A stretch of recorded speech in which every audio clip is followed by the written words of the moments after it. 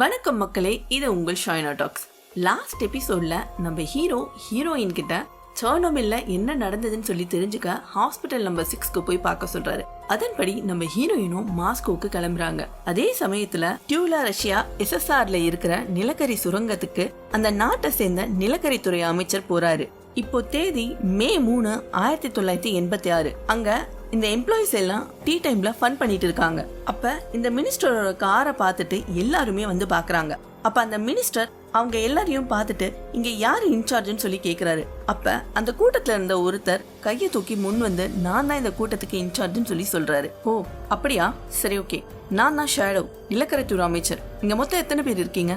இந்த ஷிப்ட்ல 45 பேர் இருக்கோம், மொத்தமா நாங்க 100 பேர் இருக்கோம்னு அந்த இன்சார்ஜ் சொல்றாரு. ஓ வெல் ஓகே, அப்ப நீங்க எல்லாமே மொத்த பேரும் சேர்ந்து உங்களோட எக்யூப்மெண்ட்ஸ் எல்லாம் எடுத்துக்கிட்டு ட்ரக்ல ஏறுங்க அப்படின்னு சொல்லி சொல்றாரு.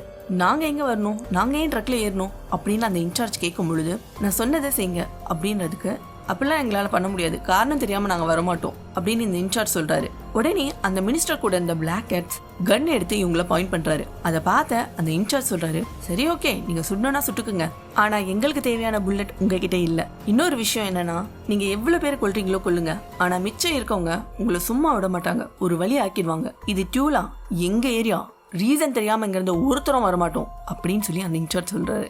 அதுக்கு அந்த மினிஸ்டர், நீங்க எல்லாரும் சர்னோபில் போறீங்க, அங்க என்ன நடந்ததுன்னு உங்களுக்கு தெரியுமா? ஓ அப்படியா, இங்க பாருங்க, நாங்க நிலக்கரியை தோன்றோங்க, பணத்தை இல்ல, சோ இங்க இருந்து கிளம்புங்க, எங்களால வர முடியாது அப்படின்னு சொல்லி சொல்றாரு அந்த இன்சார்ஜ். இங்க பாருங்க, புரிஞ்சுக்குங்க, அந்த ரியாக்டர் ஃபீல்டு நிலத்தடிக்குள்ள புகுந்து கியூல இருந்து கருங்கடல் வரைக்கும் இருக்கிற எல்லா தண்ணியையும் பாய்சன் ஆக்க போகுது. எல்லாத்தையும் நிரந்தரமா அதை நீங்க தான் தடுக்கணும். பட் நாங்க எப்படி அது பண்றது அப்படின்னு அந்த இன்சார்ஜ் கேக்குறாரு. எனக்கு அதை பத்தி ஒன்னும் தெரிய வேணான்னு சொல்லிட்டாங்க, இது போதுமா இல்ல வேற எதனா சொல்லணுமா அப்படின்னு சொல்லி கேட்கும் பொழுது அந்த இன்சார்ஜ் முன் வந்து ட்ரக்ல ஏறாரு. அவரை தொடர்ந்து எல்லாரும் 1 by 1 சர்னோபில் போக ரெடி ஆயிட்டாங்க. அதே சமயத்துல ஹாஸ்பிட்டல் நம்பர் 6ல இருக்கிற அந்த ஃபயர் ஃபைட்டரும் அவருடைய ஒய்ஃபும் அந்த ஹாஸ்பிட்டல் ரூம்ல இருக்கிறாங்க. வெறும் 30 நிமிஷத்துல போயிடணும்னு சொல்லி அலோ பண்ணியும் அவங்க அங்கேயே இருக்காங்க. அண்ட் அந்த ஃபயர் ஃபைட்டரோட நிலைமை கொஞ்சம் கொஞ்சமா மோசமாயிட்டே இருக்கு. அவருடைய ஸ்கின் எல்லாம் கொலன்னு ரத்த நிறத்துல செவந்து போயிருக்கு. ஆனா அவருடைய ஒய்ஃப்க்கு இன்னும் இது ரேடியேஷனோட தாக்கத்தால ஏற்பட்டதுன்னு சொல்லி தெரியாம தீக்காயம்னு நினைச்சுக்கிட்டு அவங்களுடைய கணவரை தொடுறாங்க. அதுக்கு அவரு இல்ல என்ன டச் பண்ண கூடாது, அதான் டாக்டர் சொன்னாங்கல்ல அப்படின்னு சொல்லும் பொழுது கூட அப்படியெல்லாம் ஒன்னும் இல்ல, அப்படி பார்த்தா டாக்டரும் நர்ஸும் தானே உங்களை டச் பண்றாங்க, அப்படி அவங்களுக்கு சேஃப்னா அது எனக்கும் கூட தானே சேஃப் அப்படின்னு சொல்லி சகஜமா இருக்காங்க. சரி, அந்த ஜன்னலை கொஞ்சம் திறக்கறியான்னு சொல்லி அந்த ஃபயர் ஃபைட்டர் கேட்டதால அவங்க ஒய்ஃப் அந்த ஜன்னல்ல இருக்க கர்ட்டனை திறக்கிறாங்க. அப்ப அந்த சூரிய வெளிச்சம் அவரால் சுத்தமா தாங்க முடியல. அங்க இருக்க சன் கிளாஸஸ் எடுத்து அவங்க வைஃப் போட்டு விடுறாங்க. அதுக்கு அந்த ஃபயர் ஃபைட்டர், சரி ஓகே, இந்த ஜன்னல் வழியா உனக்கு என்னென்ன தெரியுதுன்னு சொல்லி எனக்கு சொல்லுன்னு சொல்லி கேக்குறாரு. அங்க இருக்க பிளேசஸ் எல்லாம் அவங்க வைஃப் 1 by 1 சொல்றாங்க. அதை கேட்டு, நான் அன்னைக்கே சொன்னேன்ல உனக்கு மாஸ்கோவை காட்டுறேன்னு சொல்லி, இப்ப பத்தியா நான் காட்டிட்டேன்னு சொல்லி சிரிக்கிறாரு. அவங்க வைஃப்க்கு இந்த சிச்சுவேஷனை தாங்க முடியாம கண் கலங்குறாங்க. அப்ப அந்த ஹாஸ்பிட்டல் நம்பர் 6க்கு நம்ம ஹீரோயின் வராங்க. அவங்க போய் ஃபர்ஸ்ட் மீட் பண்றது சர்னோபிலோட சீனியர் சயின்டிஸ்டான டயட்லாவை தான். ஆனா அவரோட திமிரு சுத்தமா இன்னமும் அடங்கல. நம்ம ஹீரோயின் உள்ள போனதும் அவங்கள பார்த்துட்டு, இங்க பாருங்க, உங்க ஃபுட் எனக்கு தேவையில்லை, வேற ஏதாவது கொடுங்க அப்படின்னு சொன்னதுமே நம்ம ஹீரோயின் சொல்றாங்க, இங்க பாருங்க டயட்லா, நான் நர்ஸ் இல்ல, I am a nuclear physicist. சரி ஓகே, எனக்கு ஒரு பட்டரும் சாண்ட்விச்சும் இருந்தா மட்டும் நீங்க இங்க இருங்க, இல்லைன்னா நீங்க இங்க இருந்து உடனே போலான்னு சொல்லி திரும்பி படுத்துக்கிறாரு. அதே சமயத்துல சர்னோபிலுக்கு அந்த நிலக்கரி சுரங்கத்துல இருந்து வந்து இறங்குறாங்க ஆளுங்கெல்லாம். அப்போ நம்ம ஹீரோ கொஞ்சம் நர்வஸா இருக்காரு. நம்ம கமாண்டரை பார்த்து சொல்றாரு, பாஸ் எனக்கு இதெல்லாம் வராது அப்படின்னு சொல்லும் பொழுது இந்த கமாண்டர் சொல்றாரு, சரி ஓகே, இதுக்கு முன்னாடி நீ மைனஸ் கிட்ட பேசிருக்கியா? இல்ல, நான் பேசினது இல்ல அப்படின்னு நம்ம ஹீரோ சொன்ன உடனே, நான் உனக்கு ஒண்ணு சொல்றேன் பாரு, அவங்க கிட்ட நீ உண்மையை சொல்றதுதான் நல்லது, ஏன்னா அவங்க இருட்டுல வேலை செய்யறவங்க, அவங்களுக்கு எல்லாமே தெரியும்னு சொல்லி பேசிட்டு இருக்கும் பொழுது அந்த மைனஸோட இன்சார்ஜ் உள்ள வராரு. அப்படி அவர் வரும் பொழுது கையில ஒரு மாஸ்க் எடுத்துட்டு வர்றாரு. இது ஒர்க் ஆகுமா அப்படின்னு கேட்கும் பொழுது நம்ம ஹீரோ சொல்றாரு, ஓரளவுக்கு தான். சரி ஓகே, வேலை என்னன்னு கேக்குறாரு. உடனே நம்ம ஹீரோ குயிக்கா அதை எக்ஸ்பிளைன் பண்ண ஆரம்பிக்கிறாரு. நம்ம ஒரு லிக்விட் நைட்ரஜன் ஹீட் எக்ஸ்சேஞ்சரை அந்த கான்கிரீட் பேடுக்கு அடியில இன்ஸ்டால் பண்ணணும். பட் இதுல ஒரு விஷயம் என்னன்னா, பில்டிங்கோட உட்புறத்துல இருந்து அங்க போக வழி இல்ல, சோ அண்டர் கிரவுண்ட் வழியா தான் நீங்க அங்க போகணும். ஓ சரி, அப்ப அந்த பேடுக்கு மேல என்ன இருக்குன்னு இன்சார்ஜ் கேக்குறாரு. அது நியூக்ளியர் ரியாக்டரோட கோர் அது இப்ப மெல்ட் ஆயிட்டு இருக்குன்னு சொல்லி நம்ம ஹீரோ சொல்றாரு. என்ன நீங்க என்ன சொல்றீங்க? அதுக்கு அடியில நாங்க வேலை செய்யணும்னா அது எங்க மேல விழுமா அப்படின்னு சொல்லி கேக்குறாரு. நீங்க 6 மணி நேரத்துக்குள்ள முடிச்சுட்டா அப்படிலாம் நடக்க வாய்ப்பு இல்ல அப்படின்னு அந்த ஹீரோ சொல்றாரு.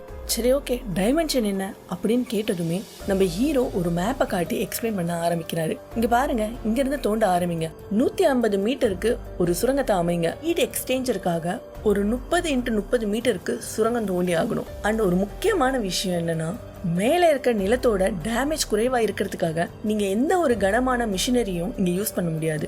அப்படின்னா எனக்கு நிறைய ஆளுங்க தேவை, அட்லீஸ்ட் ஒரு 400 பேரு 24 மணி நேரம் வேலை செய்யணும். சரி ஓகே, இந்த சுரங்கம் எவ்வளவு ஆழமா வேணும்? ஒரு 6 மீட்டர் போதுமானு இன்சார்ஜ் கேக்குறாரு. அதுக்கு இல்ல 12 மீட்டர் வேணும் அப்படின்னு நம்ம ஹீரோ சொல்றாரு. என்ன 12 மீட்டரா? ஆமா, அது உங்களுடைய பாதுகாப்புக்காக தான். ஏன்னா அந்த ஆழத்துல தான் மேக்ஸிமம் லெவல் ஆஃப் ரேடியேஷன்ல இருந்து நீங்க சேஃபா இருக்க முடியும். சோ சுரங்கத்தோட என்ட்ரன்ஸ் 12 அடி ஆழத்துக்கு இருக்காது இல்லையா? ஆமா இருக்காது. அப்போ இப்ப கூட நம்ம 12 அடி ஆழத்துல இல்ல. ஆமா நம்ம இல்ல. அப்போ கமாண்டர் சொல்றாரு, இந்த சைட்ல எங்க கிட்ட கொஞ்சம் எக்யூப்மெண்ட்ஸ் இருக்கு, நைட்டுக்குள்ள இன்னும் சிலது வருது, சோ நாளைக்கு காலையில நீங்க வேலையை ஆரம்பிக்கணும் அப்படின்னு சொல்லும் பொழுது அந்த இன்சார்ஜ் இல்ல நாங்க இப்பவே ஆரம்பிக்கிறோம் அப்படின்னு சொல்லி வேலையை ஆரம்பிக்கிறாங்க. இப்போ தேதி மே 6, 1986. இந்த செர்னோபில் சம்பவம் நடந்து சரியா 9 நாட்கள் ஆகுது. அந்த நிலக்கரி சுரங்க தொழிலாளர்கள் எல்லாருமே வேலை செய்ய ஆரம்பிச்சிட்டாங்க. பட் அங்க இருக்க அனல்ல அவங்களால வேலை செய்ய முடியல. அவங்களுடைய இன்சார்ஜ் மிலிட்டரி சுப்பீரியர் ஆபீசர் கிட்ட எங்களுக்கு ஃபேன் வேணும், இங்க 50% வெப்பம் இருக்கு, இது எங்களால சமாளிக்க முடியாது, ஒரு அடுப்புக்குள்ள இருக்கிற மாதிரி இருக்கு, எங்களால மாஸ்க் போட்டும் மூச்சு விட முடியல, மாஸ்க் போடாமலையும் மூச்சு விட முடியல, எங்களுக்கு காத்து வேணும், ஃபேன் கொடுங்கன்னு கேக்குறாரு. அதுக்கு அந்த மிலிட்டரி ஆபீசர், ஃபேன் போட்டா காத்துல இருக்க தூசி உங்க லங்ஸ்குள்ள போகும், ஆனா நாங்க 20 வருஷமா தூசியை தான் சுவாசிக்கிறோம் அப்படின்னு அந்த இன்சார்ஜ் சொல்றாரு. அதுக்கு அந்த military officer, I am sorry, அது இந்த தூசி இல்ல, நான் உங்க நல்லதுக்கு தான் சொல்றேன், ஃபேன் கிடையாது, ப்ளீஸ் புரிஞ்சுக்குங்க அப்படின்னு சொல்றாரு. அந்த சேம் டைம் மாஸ்கோல இருக்க ஹாஸ்பிட்டல் நம்பர் 6ல நம்ம ஹீரோயின் டயட்லாவுக்கு அடுத்ததா அவரோட அசிஸ்டன்ட் கிட்ட போய் பேசுறாங்க. அவர் தன்னை அறிமுகப்படுத்திக்கிறாரு. நான் தான் செர்னோபிலோட சீனியர் ரியாக்டர் கண்ட்ரோலோட சீஃப் இன்ஜினியர். இதை கேட்ட நம்ம ஹீரோயின் ஷாக் ஆயிடுறாங்க. என்னது சீனியர் இன்ஜினியரா, உங்க வயசு என்ன அப்படின்னு கேட்கும் பொழுது அவர் 25 வயசு ஆகுதுன்னு சொல்றாரு. அப்படியே ஷாக்ல உறைஞ்சு போயிடுறாங்க. அப்ப அவர் மூக்குல இருந்து ரத்தம் வருது. ஏற்கனவே அவர் முகம் ஃபுல்லா உடம்பு ஃபுல்லா கொலன்னு ரெட் கலரா இருக்கு. அப்ப அவருக்கு ரத்தம் வரதை பார்த்துட்டு என்ன பண்றதுன்னு தெரியாம அவர் இருக்கிற ரூம்ல பிளாஸ்டிக் ஷீட்டால கவர் பண்ணிருக்கு. சோ விசிட்டர்ஸ் உள்ள போக கூடாது, அப்படியே எதனா அவசரம் அப்படின்னா கூட அந்த பிளாஸ்டிக் ஷீட்டுக்கு வெளியில இருந்து தான் பார்க்கணும். பட் நம்ம ஹீரோயின் அவர் வயசு கேட்டதுமே தாங்க முடியாம அங்க இருந்த டிஷ்யூ பேப்பரை எடுத்து அவர் மூக்குல வடிகிற ரத்தத்தை துடைக்கிறாங்க. அதே சமயத்துல அந்த ஃபயர் ஃபைட்டரோட நிலைமை ரொம்பவே மோசமாயிடுது. சோ அவர் ஐசியூக்கு ஷிஃப்ட் பண்றாங்க. அப்ப அவரோட வைஃபும் அவர் கூட போறாங்க. இது என்ன பகலா அப்படின்னு சொல்லி கேக்குறாரு. அவங்க வைஃப் இல்ல நைட் ஆயிடுச்சு அப்படின்றாங்க. இது இரவா இல்ல பகலான்னு சொல்லி தெரியாத அளவுக்கு அவர் நிலைமை ரொம்பவே மோசமா இருக்கு. அப்ப அவருடைய வைஃப், வசியா நம்மளுக்கு குழந்தை பிறக்க போகுதுன்னு சொல்லி சொல்றாங்க. பட் இது வரைக்கும் இத பத்தி யாருக்கிட்டையும் அவங்க சொல்லல. ஏன் இந்த ஹாஸ்பிட்டல் அலோ பண்ண டாக்டருக்குள்ள உள்ள கேட்பாங்க, நீங்க பிரெக்னெண்டா இருக்கீங்களா அப்படின்னு சொல்லி ஒரு சின்ன தயக்கத்தோட இல்லைன்னு சொல்லி மறைச்சிட்டு உள்ள வந்திருப்பாங்க. அந்த சேம் டைம் செர்னோபில்ல நம்ம கமாண்டரும் ஹீரோவும் பேசிக்கிறாங்க. தீய அணைச்சிட்டு இருக்காங்க, மொத்த வேலையும் நாளைய வாரத்துல முடிஞ்சிரும் அப்படின்னு சொல்லி பேசிட்டு இருக்கும் பொழுது ஒரு சோல்ஜர் வந்து, சார் உங்களை டிஸ்டர்ப் பண்றதுக்கு சாரி, பட் அந்த மைனர்ஸ் எல்லாம் என்ன பண்றாங்கன்னு வந்து பாருங்க அப்படின்னு சொல்லி சொல்றாரு. உடனே நம்ம ஹீரோவும் அந்த கமாண்டரும் போய் பார்க்கும் பொழுது அவங்க எல்லாருமே ஃபுல் நியூடா வேலை செய்யறாங்க. உடம்புல சுத்தமா ட்ரெஸ் இல்ல. நம்ம ஹீரோ அந்த இன்சார்ஜை கூப்பிட்டு பேசுறாரு. என்ன நீங்க தானே ஃபேன் கொடுக்க மாட்டேன்னு சொன்னீங்க, எங்களால வேலை செய்ய முடியல, ஏன் எங்க அப்பாலாம் அந்த காலத்துல இப்படிதானே வேலை செஞ்சாரு, இதுல உங்களுக்கு என்ன பிரச்சனை அப்படின்னு கேக்குறாரு. என்ன சொல்றதுனே புரியாத நம்ம ஹீரோ, நீங்க இப்ப சேஃபா இல்ல, அது மட்டும் தான் உண்மை அப்படின்னு சொல்லி சொல்றாரு. அதுக்கு அந்த இன்சார்ஜ், சோ நாங்க இப்ப ட்ரெஸ் போட்டுக்கிட்டா அது எதனா வித்தியாசத்தை ஏற்படுத்துமா? இதுக்கும் பதில் இல்லாத நம்ம ஹீரோ அமைதியா இருக்காரு. அதே சமயத்துல ஹாஸ்பிட்டல்ல நம்ம ஹீரோயின் டயட்லாவை தொடர்ந்து அவரோடு இருந்த மத்த ஸ்டாஃப்ஸை விசாரிக்கிறாங்க. சோ பவர் லெவல் 200ல இருந்து 400 மெகாவாட்டுக்கு ஜம்ப் ஆயிருக்குல்ல அப்படின்னு நம்ம ஹீரோயின் கேக்குறாங்க. அதுக்கு ஆமா ரொம்ப வேகமாவே. ஓ அப்பயே எமர்ஜென்சி ஷெட்யூலை நீங்க இனிஷியேட் பண்ணல, அந்த ஏஎஸ்எட் பட்டனை ஏன் பிரஸ் பண்ணல? நாங்க அதை பண்ணோம், அக்கிமோ கிட்ட நாங்க இதை பத்தி சொன்ன உடனே அவர் அந்த பட்டனை பிரஸ் பண்ணாரு. என்ன நோ அது சாத்தியமே இல்ல, அதுக்கு வாய்ப்பே இல்ல, அவர் பண்ணாரு, சத்தியமா நான் சொல்றேன், அது அவர் பண்ணாரு, நான் பார்த்தேன், அப்போதான் அது வெடிச்சுது. என்ன அது பிரஸ் பண்ணதால வெடிச்சுதா அப்படின்னு கேட்டு ஷாக் ஆன நம்ம ஹீரோயின் நெக்ஸ்ட் அக்கிமோ கிட்ட விசாரிக்கிறாங்க.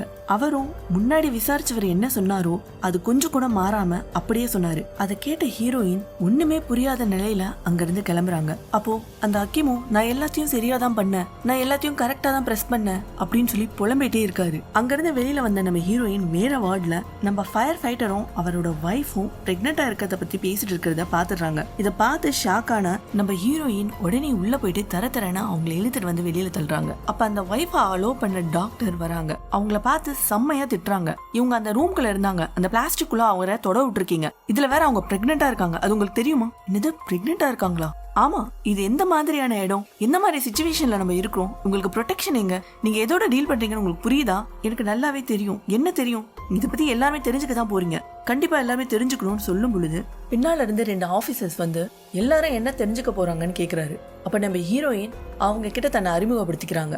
நான் அபிஷியல் செர்னோபில் கமிஷன்ல இருந்து வந்திருக்கேன். ப்ரொஃபசர் வெலரி ரிகாசோ என்ன ஆர்த்தரைஸ் பண்ணிருக்காரு. உங்களுக்கு டவுட் இருந்தா என் பேரை செக் பண்ணி பாத்துக்கோங்க, நீங்க யாருன்னு எங்களுக்கு நல்லாவே தெரியும், எல்லாரும் என்ன தெரிஞ்சுக்க போறாங்கன்னு சொல்லி அந்த ஆபீசர்ஸ் நம்ம ஹீரோயினை அரெஸ்ட் பண்றாங்க.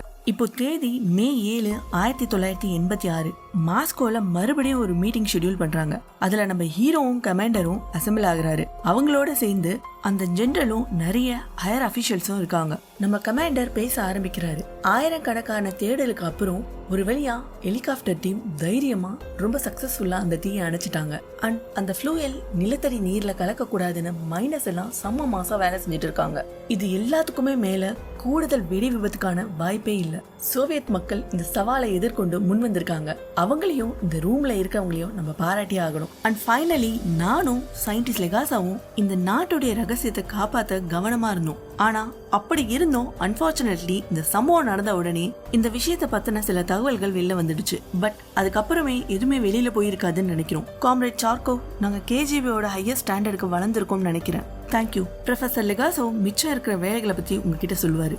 டெப்டி சேர்மன் செர்மினா உங்களுக்கு ஒரு குட் நியூஸ் கொடுத்திருக்காரு. அது என்னன்னா, உடனடியான ஆபத்தை நம்ம தாண்டிட்டோம். சோ இப்ப நம்ம நீண்ட கால போற ஆரம்பிக்கலாம். கிட்டத்தட்ட 2600 சதுர கிலோமீட்டர் அளவு ஜோன்ல ஒரு பெரிய ரேடியேஷன் ஆக்டிவ் குப்பை பரவி இருக்கு. அது சுற்றுச்சூழலை மாசுபடுத்திருக்கு. உடனே இந்த மொத்த பகுதியும் காலி பண்ணணும். அது மட்டும் இல்லாம அதை நம்ம கன்ஃபார்ம் பண்ண ஒவ்வொரு டவுன் அண்ட் வில்லேஜுக்கும் போகணும். அப்புறம் இன்னும் அந்த ஜோன்ல உயிரோட இருக்கிற மற்ற விலங்குகள், அதாவது வீட்டு மற்றும் காட்டு விலங்குகள் எல்லாத்தையும் நம்ம டெஸ்ட்ராய் பண்ணி ஆகணும். அதன் மூலமா நோய்களும் ரேடியேஷனும் பரவாம இருக்க அதுங்களை நம்ம கொன்னாகணும். அண்ட் அதோட செர்னோபிலை சுத்தி இருக்கிற ஒவ்வொரு கல்லு, ஒவ்வொரு மரம்னு அந்த மொத்த நிலவுமே வெறும் டேஞ்சரஸான ரேடியோ நியூக்ளியைட உறிஞ்சிருக்கு. அதை அப்படியே விட்டுட்டோம்னா காத்துலயும் மலையிலயும் ஸ்ப்ரெட் ஆகும். அதனால இந்த மொத்த காடுகளையும் டிஸ்ட்ராய் பண்ண வேண்டியது இருக்கும். மொத்தத்துல உலகத்தோட ஒரு மேலடுக்க நம்ம பிரிச்சு எடுத்து அதை அதுக்குள்ளேயே புதைக்க வேண்டியதா இருக்கும். அதோட அளவு கிட்டத்தட்ட 100 சதுர கிலோமீட்டர். அண்ட் ஃபைனலி நம்ம அந்த பவர் பிளான்ட்டையே சுத்தி ஒரு கண்டெய்ன்மெண்ட் ஸ்ட்ரக்சரை உருவாக்கணும். இல்லனா அது கண்டிப்பா ஏராளமான மரணங்களை ஏற்படுத்தும். அப்ப அங்க இருந்த ஒரு ஹையர் அபிஷியல், இதெல்லாம் பண்ண உங்களுக்கு எவ்வளவு நாட்கள் தேவைப்படும், எவ்வளவு ஆட்கள் தேவைப்படும்? அதுக்கு நம்ம கமாண்டர் சொல்றாரு, இந்த லிக்விடேஷன் முயற்சிக்கு 3 வருஷம் ஆகும்னு எக்ஸ்பெக்ட் பண்ணப்படுது. அண்ட் அப்ராக்சிமேட்டா 7.5 லட்சம் பேர் தேவைப்படுவாங்க. அதுல டாக்டர்ஸும் ஸ்ட்ரக்சரல் இன்ஜினியர்ஸும் தேவைப்படுவாங்க. சோ இது வரைக்குமான டெத் ரேட் என்ன அப்படின்னு நம்ம ஜெனரல் கேட்கும் பொழுது நம்ம ஹீரோ சொல்றாரு, 1000 கணக்கான பேரு, ஏன் 10,000 கணக்கானவங்க கூட சொல்லலாம் அப்படின்னு சொன்னதுமே என்ன சொல்றதுனே புரியாம மௌனமா ஆயிடுறாங்க. எல்லாரும் ரொம்ப கனத்த இதயத்தோட சரி ஓகே ஆக வேண்டிய வேலையை ஆரம்பிங்க அப்படின்னு சொல்லி அந்த மீட்டிங் கலையுது. அப்ப நம்ம ஹீரோ வேகமா வெளியில வந்து அந்த மீட்டிங்ல இருந்த காம்ரேட் சார்கோ கிட்ட போய் கேக்குறாரு, என்னுடைய அசோசியேட்டை லாஸ்ட் நைட் நீங்க அரெஸ்ட் பண்ணிட்டீங்களாமே, கேஜிபி அவங்கள கைது பண்ணியிருக்காங்க. ஸோ நீங்க தானே கேஜிபியோட ஃபர்ஸ்ட் டெப்டி சேர்மன்? ஆமா, அதனாலதான் நான் யாரையும் அரெஸ்ட் பண்ணதை பத்தி கவலைப்பட வேண்டியதில்லை. ஆனா எங்களை ஃபாலோ பண்ண வச்சு கவலைப்பட வைக்கிறீங்களே அப்படின்னு சொல்லி கேட்கிறாரு. அதான் அவங்கள 2 பேரை ஃபாலோ பண்ணாங்களே முன்னாடி, அதை பத்தி கேட்கிறாரு. இங்க பாருங்க ப்ரொஃபசர், எங்களை பத்தின கதைகளை நீங்க கேள்விப்பட்டிருப்பீங்க. ஏன் நான் கூட அதை கேள்விப்படும் போது ஷாக் ஆயிட்டேன். ஆனா மக்கள் சொல்ற மாதிரி நாங்க இல்ல. எஸ் அஃப்கோர்ஸ் உங்களை ஃபாலோ பண்றது உண்மைதான். ஏன் உங்களை ஃபாலோ பண்றவங்க கூட சில பேர் ஃபாலோ பண்றாங்க. இவ்ளோ ஏன் அங்க பாத்தீங்களா 2 பேர் நிக்கிறாங்களா, அவங்க என்ன ஃபாலோ பண்றாங்க? நீங்க ஒண்ணு புரிஞ்சுக்குங்க, இந்த கேஜிபின்றது ஒரு நம்பகத்தன்மையற்ற வட்டம், மத்தபடி வேற ஒன்றும் இல்ல. அதுக்கு நம்ம ஹீரோ கேக்குறாரு, நாங்க இங்க என்ன வேலை பாக்குறோம்னு உங்களுக்கு தெரியும், நீங்க எங்க மேல நம்பிக்கையே வைக்கல. அதுக்கு அந்த சேர்மன் சொல்றாரு, கண்டிப்பா நம்புறோம், பட் பழைய ரஷ்ய பழமொழி ஒண்ணு இருக்கு, நம்பு ஆனா உறுதிப்படுத்திக்கோ, புரியுதா? ரைட், ஓகே, பாய் அப்படின்னு சொல்லிட்டு அங்கிருந்து கிளம்பும் பொழுது எனக்கு என்னோட அசோசியேட்டை ரிலீஸ் பண்ணணும்னு நம்ம ஹீரோ சொல்றாரு. சரி ஓகே, அப்ப அதை நீங்க பொறுப்பு எடுத்துக்கணும் சரியா அப்படின்னு கேட்கும் பொழுது ஓகேன்னு சொல்றாரு. அதோட நம்ம ஹீரோயினையும் ரிலீஸ் பண்றாங்க. அப்படி அவங்கள ரிலீஸ் பண்றதுக்கு முன்னாடியே நம்ம ஹீரோயினை போய் ஜெயில மீட் பண்றாரு. அங்க ஹாஸ்பிட்டல்ல என்ன நடந்ததுன்னு கேட்டு தெரிஞ்சுக்கிட்டு தளர்ந்து போயிருந்த நம்ம ஹீரோயினை மோட்டிவேட் பண்றாரு. நீ மறுபடியும் அந்த ஹாஸ்பிட்டலுக்கு போய் அங்க என்ன நடந்ததுன்னு கேட்டு தெரிஞ்சுக்கோ, அது நம்மளுக்கு ரொம்ப முக்கியம் அப்படின்னு சொல்லும் பொழுது நம்ம ஹீரோயினால முடியலன்ற ஒரு நிலையில இருக்காங்க. அதுக்கு எனக்கு கூட இங்க இருந்து போயிடணும்னு தான் தோணுது, இதெல்லாம் விட்டுட்டு. பட் நம்ம 2 பேரால அதை பண்ண முடியாது, அதை நம்ம பண்ணவும் மாட்டோம் அப்படின்னு சொல்லி பேசிட்டு இருக்கும் பொழுதே போலீஸ் ஆபீசர் வந்து இவங்களை ரிலீஸ் பண்றாரு. அப்ப நம்ம ஹீரோயின் அங்க ஒரு சேஃப்டி டெஸ்ட ரன் பண்ணிருக்காங்க, அது உங்களுக்கு தெரியுமான்னு நம்ம ஹீரோவை பார்த்து கேக்குறாங்க. அதுக்கு அவரு எஸ் எனக்கு தெரியும்னு சொல்றாரு. அண்ட் ஒன் மோர் திங், ரியாக்டரை ஷட் டவுன் பண்ணதா அக்யூமோ சொன்னாரு. அண்ட் ஏசட் பட்டனை பிரஸ் பண்ணதாவும் அது பிரஸ் பண்ணதுக்கு அப்புறம் தான் அந்த ரியாக்டருக்கு ஒரு வெடிச்சதாவும் அக்யூமோ சொன்னாரு. ஆனா இது யாராவது ஒருத்தர் மட்டும் சொல்லியிருந்தா ஏதோ மயக்கத்துல சொல்றாங்கன்னு சொல்லலாம். ஆனா அவங்க 2 பேருமே அழுத்த திருத்தமா இந்த விஷயத்தை பத்தி சொல்றாங்க. சோ நீ இதை கண்டினியூ பண்ணி அவங்கள போய் பாரு, அங்க என்ன நடந்தது, இதுக்கான காரணம் என்ன, இதோட பின்னணி யாரு, இது எப்படி நடந்ததுன்னு சொல்லி தெரிஞ்சுக்கோ. ஓகே, நான் திரும்பவும் அந்த ஹாஸ்பிட்டலுக்கு போய் என்ன நடந்ததுன்னு அவங்க 2 பேரையும் கேட்டு தெரிஞ்சுக்கிறேன். இப்படி இவங்க சொல்லி இங்க இருந்து கிளம்புறதுக்குள்ள அந்த ஹாஸ்பிட்டல்ல இருந்தவங்க அந்த ரேடியேஷன் பாதிப்பால உயிரிழந்தாங்க. அதுல அந்த ஃபயர் ஃபைட்டரும் ஒருத்தர். இறந்து போனவங்களோட உடலை ஊருக்கு வெளியில ஒரு பெரிய பள்ளம் தோண்டி புதைச்சிட்டு இருக்காங்க. இவங்க மூலமா இந்த ரேடியேஷன் பாதிப்பு பரவக்கூடாதுன்னு ஏதோ லிக்விட் மாதிரி ஒரு கலவைய அந்த பிரேதங்களுக்கு மேல ஊத்தி புதைக்கிறாங்க. அந்த ஃபயர் ஃபைட்டரோட ஒய்ஃபோட சேர்ந்து மத்த இறந்து போனவங்களோட உறவினர்களும் மீள முடியாத துயரத்துல மூழ்கி போயிருக்காங்க. இது தொடர்ந்து நம்ம ஹீரோயின் இந்த நிகழ்வு எப்படி ஏற்பட்டுச்சுன்னு எப்படி கண்டுபிடிப்பாங்கன்னு தொடர்ந்து கேட்க ஸ்டே டியூன் வித் மீ. நீங்கள் கேட்டுக்கொண்டிருப்பது உங்கள் ஷைனா டாக்ஸ்.